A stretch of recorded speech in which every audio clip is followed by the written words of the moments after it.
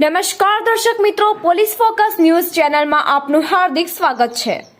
જાડેશ્વર ચોકડી પર national highway 8 ને અરીને પાર્ક કરેલી બાઇકો આજે વહેલી સવારે ભરૂચ સિટી ટ્રાફિક પોલીસે બાઇકો ઉઠાવી ડિટેઇન કરી। જાડેશ્વર ચોકડી ઉપર રોજબરોજ ટ્રાફિક જામને લઈ લોકો હેરાન પરેશાન થઈ ગયા છે। શાળાએ જતા વિદ્યાર્થીઓ, ધંધા રોજગાર અર્થે જતા હોય લોકો તથા મજૂર વર્ગના લોકોને ભારે હાલાકી ભોગવી પડી રહી છે। ત્યારે કેટલાક નોકરિયાઓને તો નેશનલ હાઈવે અડીને રોડ પર જ બાઇક પાર્ક કરી નોકરી પર જતા રહેતા હોય છે। કેટલાક લારી ગલ્લાઓ રોડને અડીને હોવાથી ટ્રાફિકની સમસ્યા તીવ્ર બની જતી હોય છે।